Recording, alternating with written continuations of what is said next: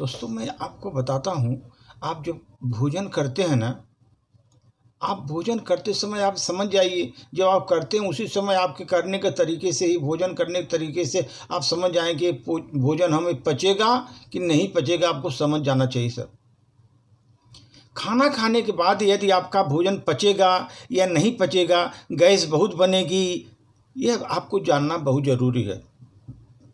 हमने सर रोटी खाई, दाल खाई, हमने सब्जी खाई, दही खाया, लस्सी पिया, दूध, दही, छाछ, फल भी खाया। ये सब भोजन करने के बाद जब हमने ग्रहण किया तो इससे हमको ऊर्जा मिलती है। जब हम भोजन करते हैं इससे हमारे शरीर को ऊर्जा मिलती है और वही पेट से वो ऊर्जा आगे ट्रांसफ़र होती है। ऊर्जा वो ट्रांसफ़र होती, एनर्जी पूरे बॉडी में जाती है, हमको दृढ़, तंदुरुस्त, मजबूत बनाती है। आप समझ लीजिए सर, एक पेट एक छोटा सा स्थान होता है जिसको हिंदी में हम आमाशय कहते हैं। आमाशय, संस्कृत में जठर बोलते हैं उसको, उस पेट को जठर, एक थैली की तरह होता है। यह जठर हमारे शरीर का सबसे महत्वपूर्ण भाग होता है सर, क्योंकि सारा खाना सबसे पहले हमारे आमाशय में जाता है, जठर में। ये बहुत छोटा सा स्थान है, हम जो भी खाते हैं वो आमाशय में आ जाता है।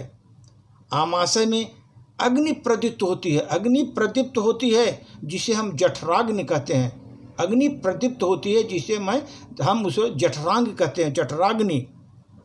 ये जठराग्नि, आमाशय के प्रदीप्त होने वाली ऊर्जा, ये आग है। जैसे पेट में आग, ये जठराग्नि एक आग होती है।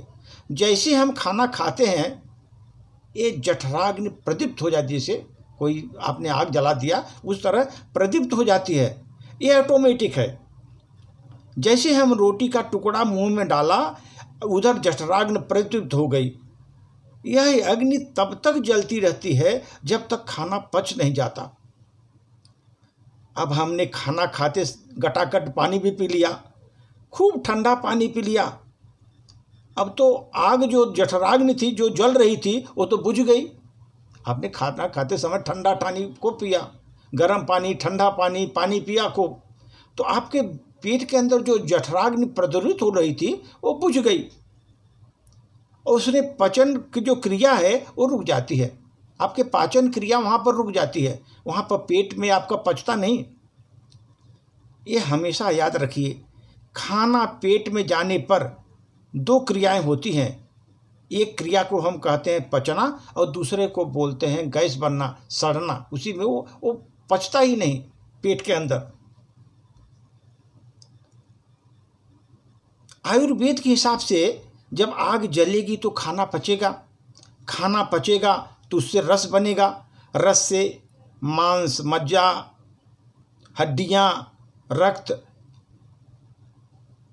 अस्थि, ये सब बनती है और अंत में ये मेदू में जाता है, आपके आमाशय में जाता है।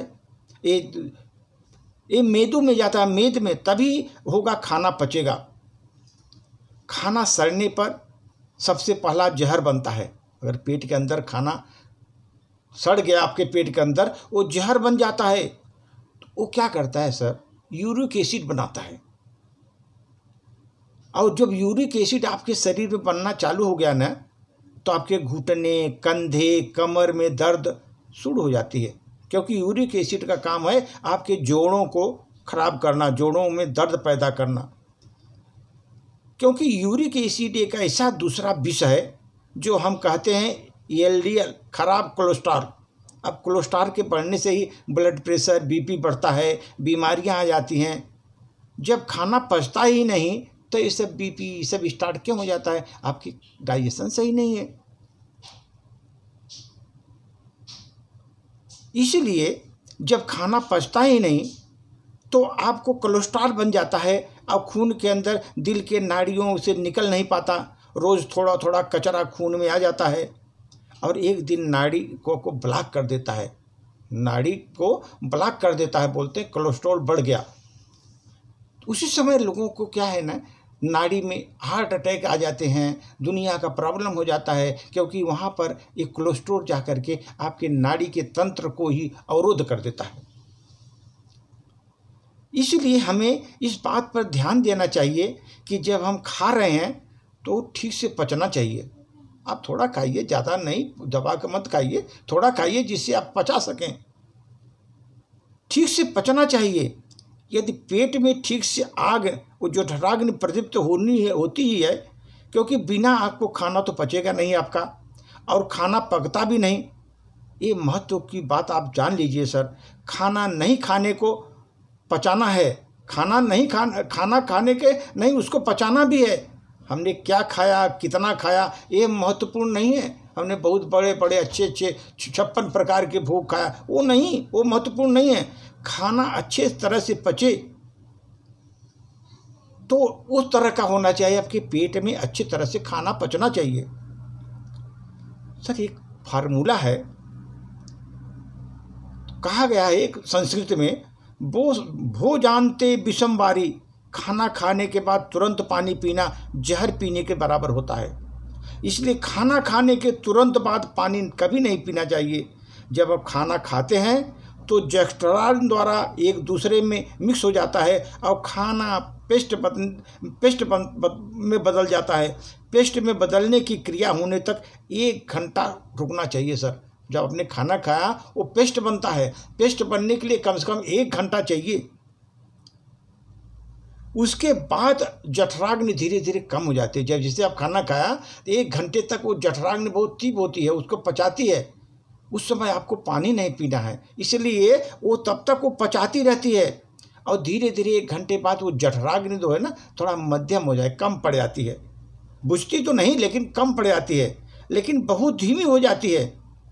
पेस्ट बनने के बाद शरीर में रस बनने की प्रक्रिया शुरू हो जाती है, तब हमारे शरीर में पानी की जरूरत पड़ती है। जब वो पेस्ट बन करके शरीर की प्रक्रिया शुरू होती है, उस समय पानी की जरूरत होती है। उस समय आप पानी पीजिए, आपका पानी बहुत अच्छे से, आपका डाइजेशन भी सही होगा, आपके तंत्रिका तंत्र भी बहुत अच्छे से काम करेंगे, कहीं भी ब्लॉकेज नहीं होगा, अच्छे से स्मूथ काम होगा सर आपके पेट के। आपका अगर आमाशय सही है, पेट सही है, अधिकांश रोग तो पेट के कारण होते हैं। इसलिए आपको अगर न पचना जो होता है ना सर, अपच के कारण ये रोग बहुत पैदा होते हैं। इसलिए रोग का सभी कारण जो है ये अपच है। इसलिए खाने पीने के बाद पानी क्या खा रहे हैं वो इम्पॉर्टेंट नहीं है, आपका जो खा रहे हैं वो पचना चाहिए शरीर में, आप जहर नहीं बनना चाहिए। इसलिए वो बनने के बाद आपके प्रॉब्लम जो है ना धीरे धीरे शरीर में पैदा हो जाते हैं। लोगों को जॉइंट पेन, क्योंकि यूरिक एसिड बनता है तो पूरा शरीर में बॉडी पेन, हर जगह जो है जॉइंट पेन हो जाता है।